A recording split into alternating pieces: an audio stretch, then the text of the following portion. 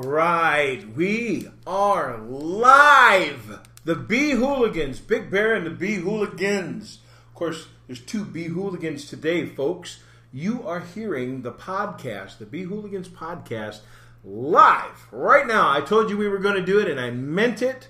It's 1:30 p.m. Central Standard Time. I'd never lie, but Chris, by gum, I try to keep it down to a bare minimum where basically only my life depends on it. We got Beehooligan, Chris Bettini. How's it going, folks? And if you remember the last podcast, Chris was with us. He's been with us for a couple others too, so it's pretty cool. Newbie beekeeper. Well, sort of ish, but not really. You do pretty good, actually. I think I'm only as good as I am thanks to some great mentoring around town. Matt does a great job. Matt got me started, and then when he moved, he put me in touch with you. And he keeps in touch with you still, though. Right? Oh, yeah. We got the Facebook. Matt Noble, shout out, buddy. I hope you're listening. All right, bud. And get some mushrooms. Really. No, you got too many, and you need to share. Yeah. Okay. If you live in the Des Moines area, I'm saying, Be Grateful Gardens. Holy cow. Yeah, you got to get a hold of Matt. But seriously, Matt, mushrooms here, Omaha. Next time you're in town. Yeah, dude, come on, man, hook us up. Anyway, on to the topic at hand for today's podcast. We sort of have a topic, and I wanted to do these live podcasts with not our normal schedule for the regular recorded ones, because with the regular recorded ones, we're going to do kind of a plan of, we're going to talk to, hopefully we'll get some more interesting people on there. I've got some really good guests scheduled up, so I've got 3 coming up for the recorded ones coming up soon. Hopefully you'll be able to get in on some of those. But for the live ones, this one, and for the future ones, I have things, Kristen, I don't know if you remember me talking about this before. I have created this whole concept called Beehooliganism, because basically a beehooligan is somebody who is a beekeeper and goes about keeping bees in a way it's not following the rules. And when I say not following the rules, I'm like, there's kind of, I hate to say this on one hand, but it's true, and anybody that does this long enough knows it's true. There gets to be this kind of a group think about beekeeping. You get to a lot of bee clubs and associations, and even in the books you read and videos, you start to kind of pick up on this, this is the way it's been done for 150 years, and this is just the way you do it. And or worse yet, and this is one of my main pet peeves, I hate to hear, I'll ask somebody, okay, why did you do that? And I know you've heard me say that. Why did you do that? And they'll be like, oh, well, that's what my mentor taught me, my first mentor or whatever. And I'm like, okay. And I'm not even necessarily saying they're wrong. But why did they do that? But why did you do it? Why? And they don't know, only to say, well, that's what my mentor told me to do. And I'm like, that's all and well, but as a beekeeper, you have a responsibility to the bees to know why you're doing something. Because it may be something that worked for your mentor, where in a specific location they kept their bees in their hives, and for the specific purposes and what they were trying to accomplish with those bees, for maybe they were trying to be a honey producer, maybe they were trying to be a queen, rear queens, or make for a variety of things. They had goals, and they were things they were trying to do, and the things they did were to help further those goals. Where you may be, I don't really want to be that much of I'll take whatever little honey happens to come along, but I'm really focused on this, and whatever that personal goal is.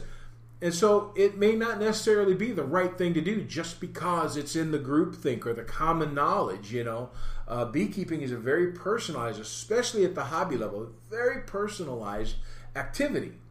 Not everybody who's a beekeeper is a gardener.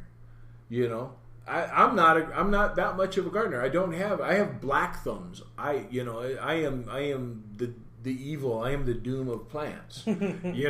So I don't use bees to pollinate my yard and garden. Now, as a nice result, because I have bees in my own backyard, because I have a hive, back there, it pollinates my neighbors' flowers in their vegetable gardens, but that's not why I have bees. I couldn't, it doesn't work that way. I keep bees in my backyard because that's where I rear, and I make I make bees. I do splits. I rear queens, etc. And I maintain a hive as a base for my observation hive that I take to do presentations and classes and stuff. So really, it's just a feeder hive or a source hive for my observation hive, and that's why. And so I maintain those bees for the purpose to keep populations booming and thriving, and in a way that works with a seamless or an easy transition to work with the observation hive. Right. Whereas a lot of people, they well, why do you do that? Well, because it's easier to make a transition to the observation. Oh, well, I wouldn't do that. Well, because that's not what your beekeeping is about. So again, my whole experience started with me literally thinking that bees are endangered. Yeah. And I have a big garden, and I buy a lot of local honey to use in cooking and eating, and at the price of local honey jar at the store, I could save some money and pollinate my vegetables if I got bees. Yeah. And then I found out most honeybees could care less about most vegetable flowers.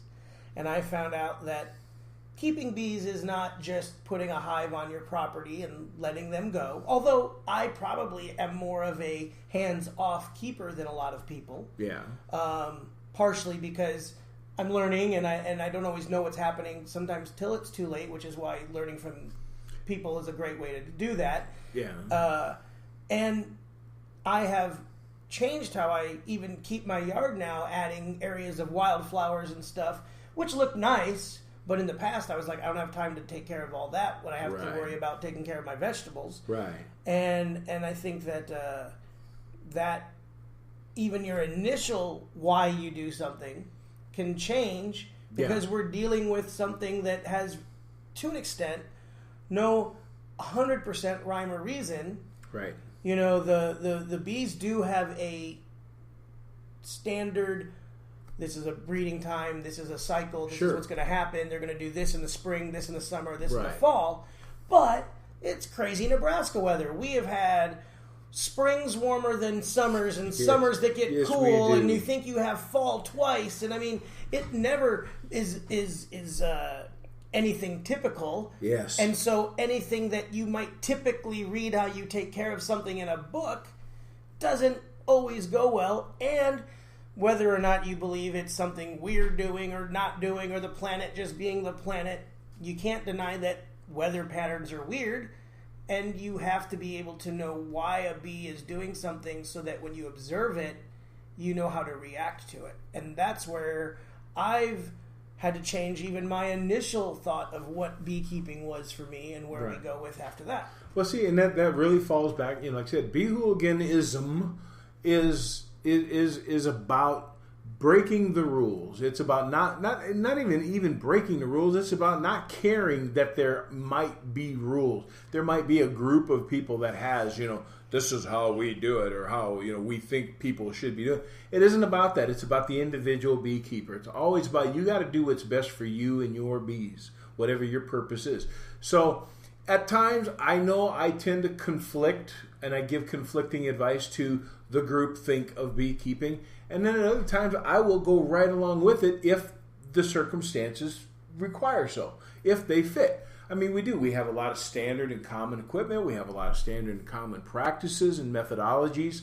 So there will be a lot of similarities there, but things can change in timing, application, manner of application.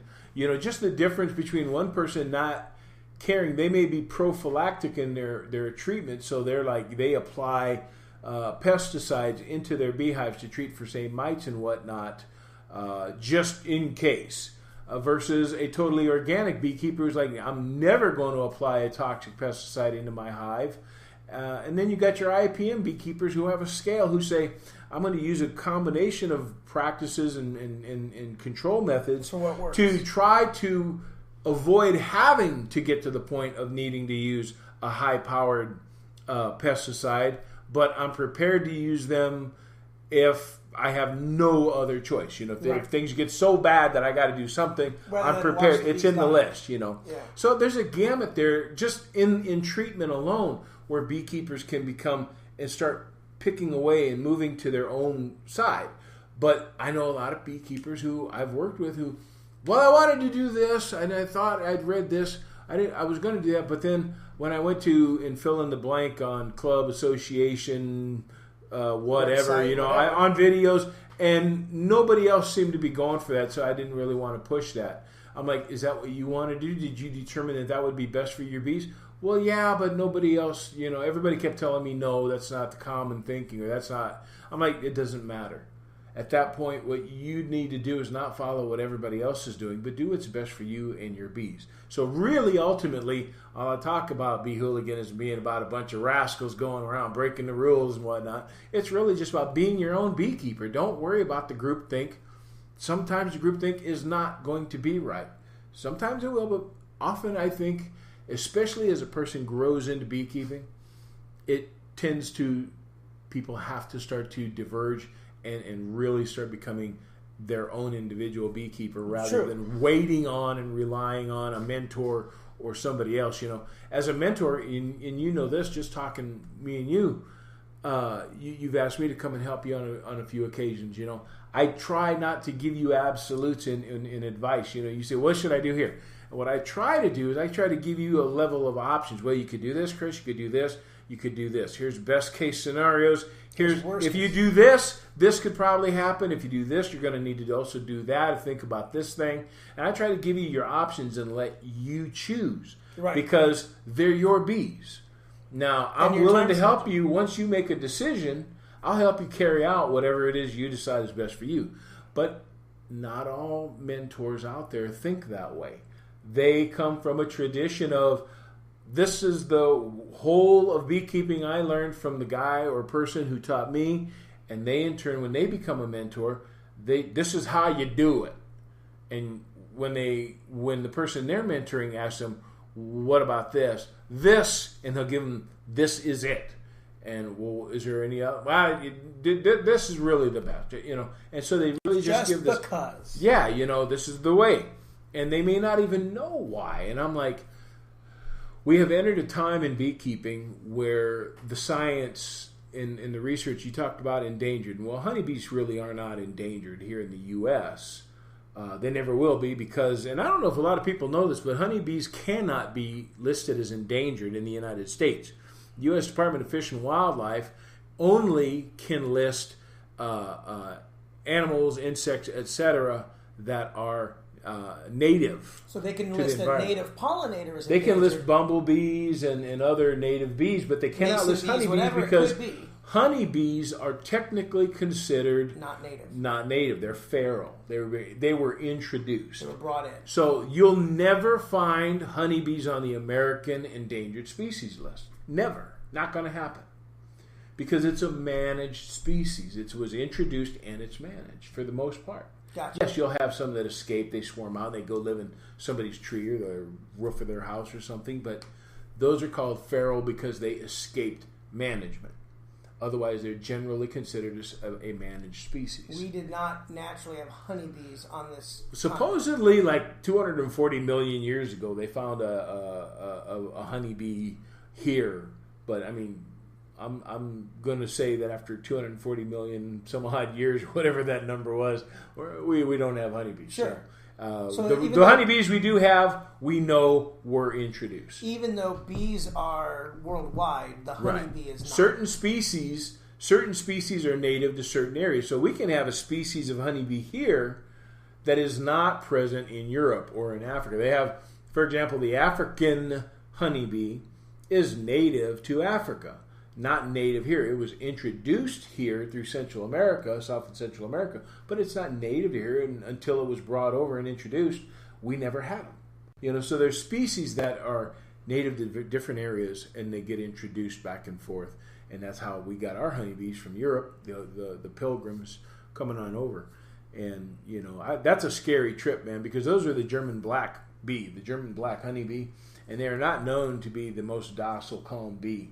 And you think of the ships that they traveled in them. They weren't the most spacious. They came from Europe and Northern Europe, These things were relatively small. And not only were they small, they were packed with people, livestock. They had food to last them not only for the trip, but then to plant, farms and stuff here. So these things were packed.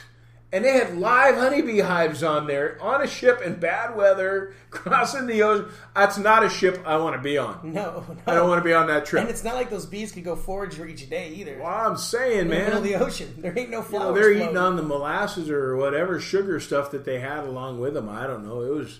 Can you imagine that? That's crazy. Those are some That's real insane. Beehooligans. They were Beehooligans. They broke every rule in right? the book, man. The OG Beehooligans. You know what I'm saying?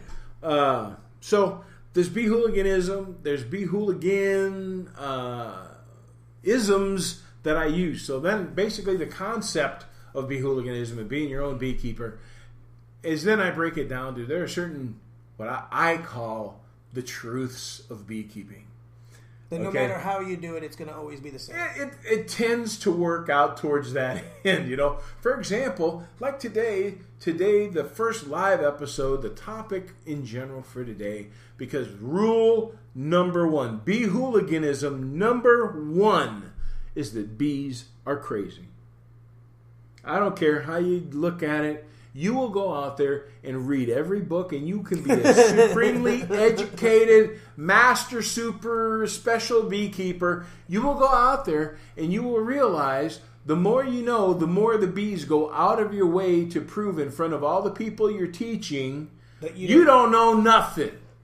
The bees typically do this, and then all of a sudden, as you say that, somebody's going to poke up, well, what are those bees doing? Exactly what they tell us the bees shouldn't be doing. And they do this all the time. They're inexplicable because they don't know what they're doing. Hence, bees are crazy. We call bees crazy. I call bees crazy because bees don't know what they're going to do 1 second to the next. It's like they make it up as they go. But at the same time, they have this wily coyote kind of crazy where they do know when the beekeeper's around. And especially the beekeeper who's trying to look sharp. And they will go out of their way just to prove, yeah, you don't know nothing, buddy. On purpose, in front of as many people or in front of a camera. I never wear gear because the bees are cool and I've learned the conditions and blah, blah, blah. And they're wearing cut-off shorts and no socks and they're practically half naked and they go out and open the hive. And for the first time in probably 3 years, that's exactly because he's on camera telling everybody he's going to get stung. They light him up like a Christmas tree, man. And bees are crazy. And like I said, it's not just like hectic crazy. It's wily coyote crazy, man. They do these crazy wild things just because they can. That's my opinion anyway. That's my Beehooliganism number one. When you can't explain something that defies what modern science says, well, this is what biologically and, blah, blah, blah. This is what bees do and this is why they do it. You will go out there and you will find, what are they doing? They're not even supposed to be doing that. What are they doing? They're crazy. They don't know what they're doing. Or they know in a crazy way. What's one of the craziest things you've seen this summer? By honeybees? Oh, gosh, this summer I saw honeybees. I saw a colony that was in one hive. They were in one hive. And the guy left the lid off. Well, he didn't leave it totally off. It was kind of crooked. He kind of put it on, the lid on, telescoping lid, on crooked, and it was a beautiful day. And so he thought, well, I'll leave it open for a while. I'll come back out later, and I'll close it back up later in the evening or whatever. So they give some extra ventilation. It was really hot, Just so give him a little air conditioning. Right, yeah, okay. a little extra ventilation. Doing his Beehooligan ways. Exactly. Now, he goes and forgets about it. And that night it rained. Oh, no. Yeah, this was a few weeks back when it rained like really 3 days in a row. Yeah. Yeah, well, the bees decided they didn't like that hive anymore. They absconded. Okay. All of them. Everybody up and out. Because apparently it's raining down into the hive. We've got an unsafe... Yeah, they got a flood going inside the hive there, right? They moved into an empty nuke box he had 6 feet away on the ground. Really? 6 feet over. He thought he caught a swarm. Then he realized it was his own hive. It was his own hive that absconded from the main hive. That he, left the lid open. And they got wet. They got wet. They realized this place is no good no more, and they moved over. Now, was he able to reintroduce them back into that same hive? He had to clean it all up, but yeah, basically, I think he ended up putting them into a whole different set of boxes. But I mean, to me, that's it's crazy in a good. It's like, wow, it's got. They thought to do that and they made it and they didn't like leave and go somewhere else where when we usually see bees swarm or abscond, they're up and gone and bye-bye Way forever. gone. Just they moved next door. Like, look, it's ready for us. Let's move in. I thought that was crazy. Just like I would have anticipated them to have actually moved on and way out far about. away. Yeah. Maybe it was just rainy enough that they didn't want to go too far. I don't know. Nobody was there to watch or see, so it's just kind of, So Well, that was kind of crazy thing. I hive thought, cannons. that they were just like I said, they just moved right in next door. I think for me, my craziest stuff, I would say, last year, hives were doing really well in the fall, and then I had, which I'm thinking was they were absconding. They decided they didn't like the hive anymore for whatever reason, or they just did a late fall split with the warm weather. But most of them left, and before I could figure out that that's what happened and put the reducer back in, I had wasps come in and kill out. And then that hive was uncapped comb, no honey, just wax. Right. Ticked me off. So I moved it over and got 2 brand new hives when we got our packages this year. Right. Left that one sitting there with the wax. No bees. Early enough in the year that there was not an infestation of wax moths or something that ruined it. Right. And a swarm moved in. Took right on over. And to me, that was my craziest thing. It was like squatters. Oh, look at this house. It's empty. It's just like I had honeybee squatters move right in. So Mother Nature replaced last year's loss with. I'd like to think it was the same ones that left. They just came. Yeah, back. they just came in. Hey, somebody told us there was a nice place around here, man. Oh, look, it's our old place. This is where Mom came from. Let's move in. The house is available. Yeah, right. Well, let's go back to the old homestead. So yeah, that's you're right. Things that you read, and likewise reading things. I never in any of the books I read about putting a third hive body on to save for food, and that was something that you encouraged. And I think there's probably some people out there who go, "No, that's my honey to harvest." And for me, I really want to get a honey harvest eventually. Yeah. But I'm going to try this hooligan way of giving them their own food if I need to. Right. And so, it works. Well, see, yeah, I do that, and I like to recommend that because the best food for bees is honey. Their own food. Not honey. Just some honey out of a jar or something. Yeah. So I don't like feeding sugar, just plain sugar syrup in the fall, unless it's absolutely necessary. But if I can avoid that, I will. So what I've started doing past, 4 years ago, maybe a little longer, I'm not sure. I thought, okay, let me put a third deep on there because, when you're working, especially if you're working with hives like your traditional Langstroth, they're deep boxes. You're working with deep frames. So I'm like, okay, I want to give them honey and I don't want to run out. Now, theoretically, they should backfill. So after you knock the stack back down to 2, they should backfill the upper box with full of honey so that if the very first box there on the bottom of the stack, that's brood, right. And the second box above is supposed to be all honey. And they go into winter with 2 boxes, one with brood, one with honey. That's the ideal. That's the way it should be theoretically. Right. Now, bees sometimes don't care about that. Sometimes nature will be crazy. Again, let's talk about that Nebraska weather. It gets really warm in the middle of, we've had January days where it's like 55, 60 freaking degrees. Right. For 3 days in a row. Right. Well, bees break cluster and they can get to the food faster and they eat it faster because they're more active. And then now they're eating it faster and then it gets super cold again. And the more warm your winter days are, the faster they go through their food. Okay? Well, I'm like, I don't want to get those really weird cold springs. Right. And then, so you get these times, and I'm like, I don't like feeding sugar. I don't like feeding sugar syrup, candy boards. If I can avoid it, because it really is not that healthy. And it's not so much for the adult bees as much, because the adult bees, by the time they hit, a certain age anyway, where they're about becoming guards and foragers, they're really turning to carbohydrates as their primary source anyway. So they're not eating a lot of pollen or your fats, your proteins and all that pollen gives anyway. But they do need it because a lot of times they still do have eggs. They still have brood at various times throughout the winter.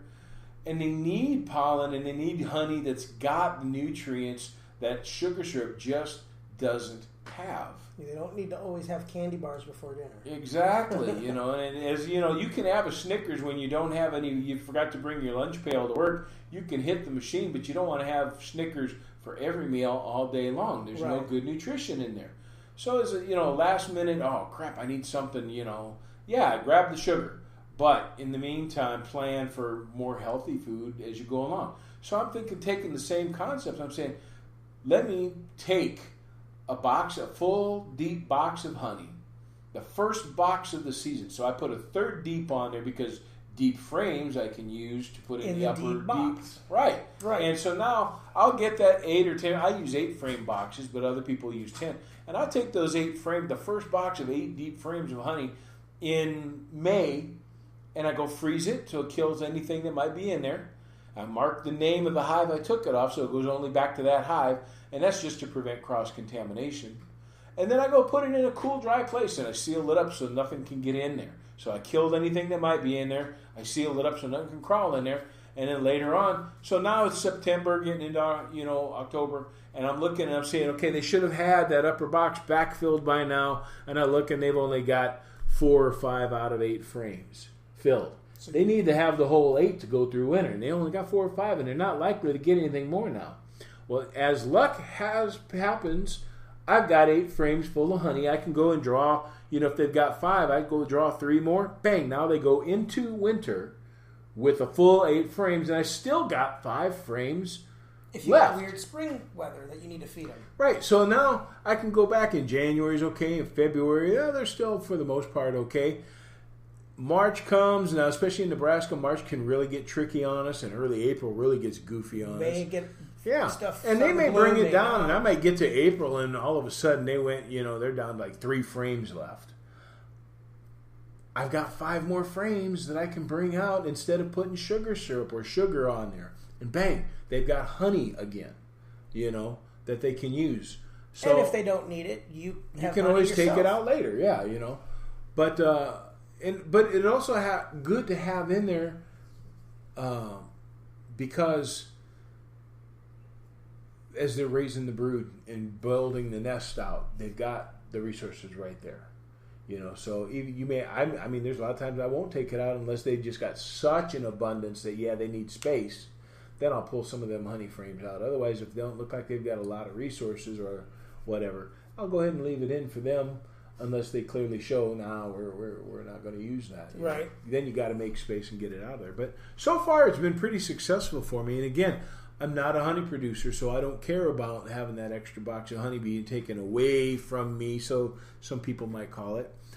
To me, that was the bees' food from the very get-go. That was the whole reason I put the box on and took the box off. And nothing says you won't still get some of that honey. If they don't use all 8 frames, you could still take in the spring a little of that, and while everyone else is going, man, my fall honey supply is almost gone. Exactly. You go, I got a little spring honey that's from last fall that I can go ahead and just harvest 4 frames if I want to. And not only that, but it gives me a sense of I feel better. I feel successful as a beekeeper thinking I took steps based on what I've learned, experience and knowledge, and I was able to take decisive steps that fit part of my goals, my objectives, and thought long term. So instead of just looking from day to day, oh look, there's bees flying. Okay, I got live bees. I'm happy because I'm keeping my bees alive.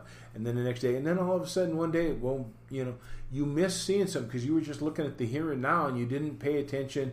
You haven't learned to identify some of the long-term problems. Okay, I can walk out there and look at something and say, ooh, this is bad because you don't do, say, mite counts or you don't do something like that. You go out there, you don't pay attention maybe that you just see live bees, but you don't realize that the population may be dwindling. Well, if you have a population that's dwindling, first you got to figure out, okay, they were here and they should be at least here or maybe even more at this point later. but they're not. They're going down. I need to find out why. Is it a bad queen? You know, I can't just say, oh, I got bees and they're okay and I'm happy because it looks like I got bees. I should be paying attention to population rises and dips. And is that appropriate for this time in the season or for the resources available? You know, I have to be able to look long term and gauge my success determination over the long term, not short every time I go out and see bees. Oh, I'm happy, so okay, my bees are alive and I'm happy. Yeah, short term, that makes a person feel happy and successful, that I'm a beekeeper and I'm doing good and all that. But long run, you know, like I said, you see a decrease and then you don't pay attention to it, and then 2-3 weeks later, you know, a good consequence of a weakening hive is wax moths. They get in there, take advantage of the weakening condition of the hive. For whatever reason they got weak, bang, they take over and wipe out everything.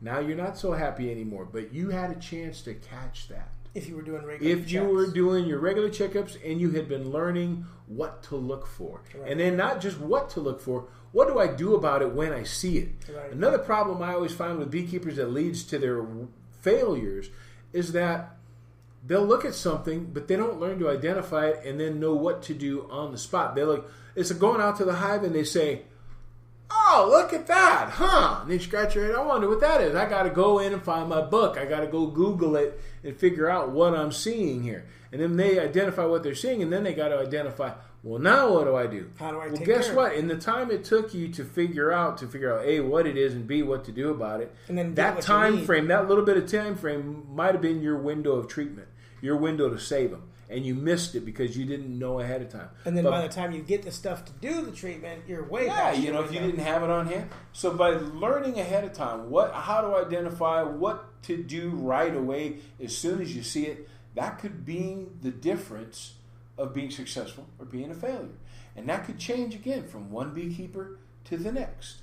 So again, we're looking at, you have to be your own beekeeper. Don't sit there and expect what works for every other beekeeper at any given situation to be what you need to do. It may turn out that this common treatment or this common method will be the one to work. Could very well be. But don't just assume it will be. Be prepared to think for yourself. Be prepared. See, I did it and I didn't even think about it. To be your own, to have your own ideas, have your own plans. Because the more, it sounds like more head work, more skull sweat this way. But if you sit down and you write out a plan, you know what you want to do, you know what your goals and objectives are. This is what I want to achieve at the end of the season, and these are how many pounds of honey I want to have, or this is how many hives of bees I want to have, blah, blah. Something measurable, something you can observe and not just think about, but man, boom, I can count jars of honey, I can count pounds of honey, or I can count hives that I have, you know, healthy hives. And then you get the end of the season and you walk away long term and think, I was successful because all the effort, not just this week to the next week, but the whole time I was planning and doing my due diligence, and I get an overall sense of satisfaction of feeling successful. Beekeepers that feel successful keep on being beekeepers.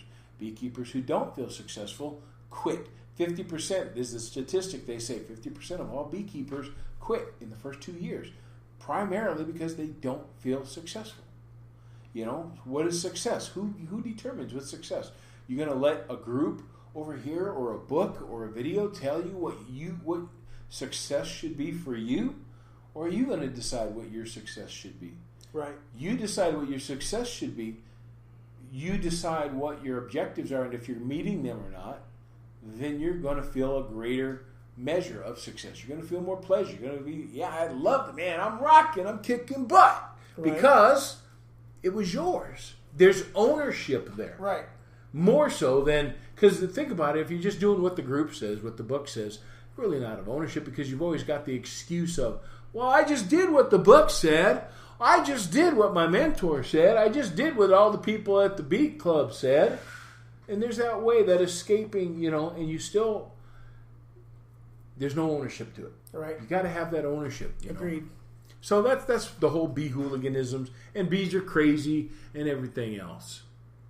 So, and I tell you, in going through the classes I teach at Metro and at Lawrence and Gardens, because I teach at Lawrence and Gardens, I teach native bees, so like The last class was on bumblebees. I was teaching people. Well, the last class was bumblebees. Right, but I think you have one coming up with masons, don't you? I have one coming up this next one, next Monday. Next Monday is going to be the masons. But like I did the bumblebees, we identified 10 different types of bumblebees that are in our area, and I was able to, and I treat it like a bird watching, or I think it's more interesting, but basically, here's how to identify them, or get a start on identifying. Right. Here's things you can do to attract these particular species. They're attracted to this, whereas this species is more attracted to that kind of a flower or plant. And so if you want to attract, and I teach people in the class how to attract certain varieties or species as opposed to other ones, how to build like harborage or like little bee nests, bumblebee nests, things like that. And then, so in mason bees, it'll be the same thing, So they're going to learn about different types. And it's not just going to be, oh, look, here's a picture of a bee. Isn't that cute? Isn't she pretty? And here's, whatever. It goes into a little more depth. It gives them more information because now they're going to walk away from that and they're going to take ownership of it because they've got the information that they know what to do and what to do about it or with that going from there. They're not... They're empowered, I guess, if you say. They're not just stuck waiting for, what do I do next? I saw this bee tone, now what? Or they got to go to a book. Well, I saw this bee, now what? No, here's everything you need. Go get started. Go grab your phone or your camera phone or whatever and your, get your little bee house going. Here's all the steps to either go identify them, go out somewhere else to like Lawrence and Gardens, or in your backyard. Here's the things that I can plant that'll attract to this particular kinds of bees. Right. Like you in your backyard, you've got such a variety of plants, and we were just walking out there earlier, and you got I was picking out at least 3 different types of bumblebees you got out here. Yeah, just on the coneflowers. I saw very clear examples. You've got the common eastern bumblebee. I saw the southern plains bumblebee out here. And over on these bushes here, I saw you had some of the brown belted bumblebees. So I mean, there's 3 types of bumblebees. And what are those over there? Those are the coneflowers, the echinacea, purple cones, and then I also have over there some giant hyssop. Yeah. And I have some bergamot. And those are also the coneflowers, the echinacea. So the coneflowers were really pulling those bumblebees. They've been all season, yeah. When the flowers were fresh, the honeybees were on them. But now that they're starting to get past that, I don't know if I need to deadhead them to get some new growth, or maybe honeybees have said, hey, those were good at that time of the season, but now this is blooming and I'd rather go there. Right. So as a native bee spotter, not to cut you off or anything, but this brings me back to the point, had you taken the class and learned, hey, I could plant these. They're going to bloom this large period of time. It'll give me an opportunity to get my little camera out and I can watch these. There's an app I've been using because I go out and I identify different types too when I do live bee removals, relocate them and all that. What I do is I work with this app where you can identify them. You identify where you found them at, the type they are, and then you submit this and it goes to a larger database. So you can see the actual So we can start to see where they are, where they're showing up, what time of year. Which app is that? It is, and I'll tell you, right, it's on my phone here. Let me look at it. Yes, it's the time. It takes time. Oh, wait a minute. Oh, wait. Is that it? Bumblebee Watch. Okay. Bumblebee Watch by Corona, powered by Corona, whatever. And that was just off the App Store? It's on the App Store. It's free. So you can identify and see it's got a color base for different kinds of bees. Oh, yeah. So you can look at it. You can take photos and you can upload the photos to show, because they're looking for photos, because when you upload a photo, that'll give people not just the drawn image, the graphic, but actual real picture to compare against, So, right. And then, like I said, it goes to, Xerces Society and a lot of them to help them track, development and movement. So whether it's honeybees and beekeeping or just bee spotting where you're looking for native bees, find goals and say, oh, I want to do this and I want to attract these kind of bees. Set your goals, set your own, and be your own beekeeper. Be a beehooligan. So, holy moly, our first live episode was taken up just talking about objectives and beehooliganisms, and the bees are crazy. I'll tell you something crazy about bumblebees. I just relocated a nest of, they were Southern Plains bumblebees. They are typically ground nesters, so they usually go underground. Burrow. Yeah. They'll take over like an old rodent burrow or something like that. They'll take over something like that, and they live under the ground. They were in a tree about 18 feet up.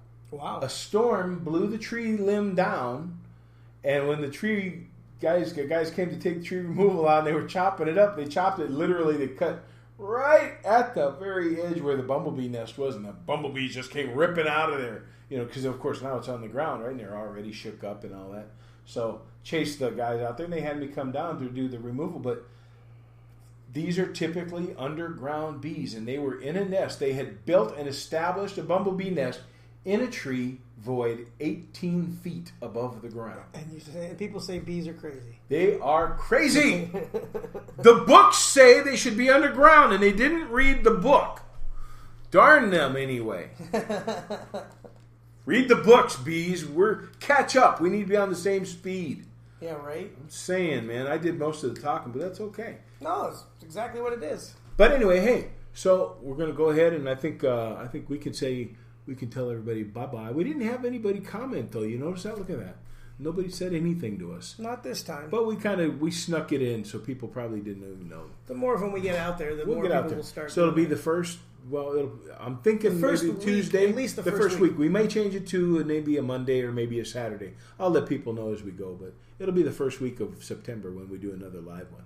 So hey, folks, if you're watching, because I record this, so all of our wonderful Patreon supporters of the podcast on our Patreon page will get to see the video. Hi, look, we're waving right at you. You get to see the video as we sat here and we're talking about bees and beehooliganisms. And so please go to our Patreon page. Go to the website, beehooligans.com/beehooligans. So just, beehooligans.com/beehooligans. And go to our website. You can find the link to our Patreon site and our Spreaker page that we're doing live here. And we have the archives right there on the website too. We're on Facebook and everywhere else too. So, all right, folks, we have just enough time to give you the wonderful outro music by Jason Shaw. I love this music. It's got that hillbilly. I feel like I'm sitting on the back deck of a swamp or something like that. Little moonshine action. Yeah, man, it's really cool. But everybody, Chris, you going to give a last couple words out? Shout out. Hey guys, if you're just starting to get into bees, don't let it overwhelm you. Start small. Look into the local rules and laws for your neighborhood or your area where you want to have it, and find somebody who can maybe help you. And until then, keep up with the Beehooligans. Sweet! Be your own beekeeper.